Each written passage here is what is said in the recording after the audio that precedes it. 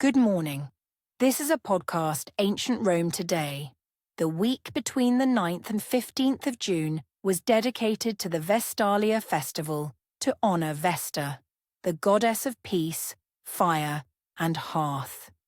During this period, the Temple of Vesta was open to Roman women. They could enter the temple barefoot and see the ever-burning fire that was typically hidden from the public. At this point, let's discover how and when the cult of Vesta was born, what it meant to the Romans, and who the Vestals were. The cult of Vesta was even older than the city of Rome itself. It was practiced by the Latin tribes long before the foundation of Rome. The first famous Vestal virgin was Rhea Silvia, the mother of Romulus and Remus. The second king of Rome, called Numa Pompilius, was the founder of the official traditional Roman religion that included the cult of Vesta and many other rituals. At that time, he also created the College of Vestals, sacred virgins.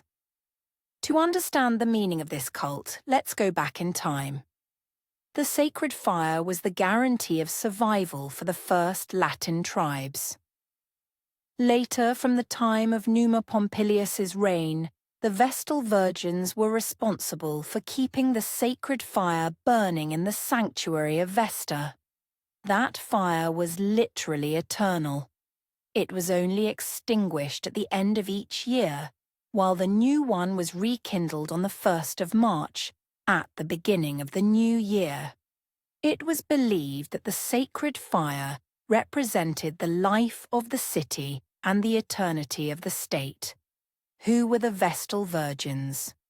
There were 6 Vestal virgins who had to maintain and surveil the sacred fire. Each one's service lasted for 30 years. When the Vestal virgin's term expired, a new girl of 6 to 10 years old from the patrician family was selected. The first 10 years of service were dedicated to learning the craft of keeping the eternal fire burning. The next 10 years were dedicated to the cult itself. During the last 10 years, the Vestals taught the newly arrived girls. During the Republican period, the girls of plebeian origins were also considered for the role of Vestal virgin, because the patrician families didn't always want to send their daughters to the Temple of Vesta for the 30-year service. Each Vestal was entirely dressed in white. They wore a tunic, a surcoat, and a white woolen cloak. There was also a veil that covered them almost entirely, leaving only the forehead and the hairline uncovered. During the years of service, Vestals had to follow the 2 principal rules: maintain the ever-burning fire and remain virgins. This means that they couldn't interact with the men and have children. Virginity was the key point of their service.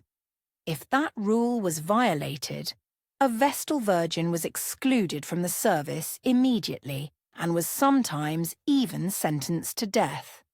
As a reward for keeping those rules and maintaining the sacred fire, the Vestals were honored in different ways. They enjoyed special privileges such as reserved seats during public shows and dedicated guardians who protected them from others. Anyone who attacked or caused physical harm to the Vestals was sentenced to death. The Vestals were also considered very wealthy people at that time. They had generous payment and often received gifts from the governors of Rome. The Vestal virgins were always important to Rome and the entire state. They were considered incorruptible, so the most important official documents were entrusted to them. Unfortunately, when Christianity was made the official religion of the Roman Empire, in 380 AD, the cult of Vesta began to fade. In 382, the Emperor Gratian cut funding for Vestals. In 394, the cult was officially abolished. Some historians believe that the abolishment of the cult of Vesta was the beginning of the end. First, It resulted in poor crops for years, and then it led to the fall of the Western Roman Empire. And what do you think about that? Thank you for your attention.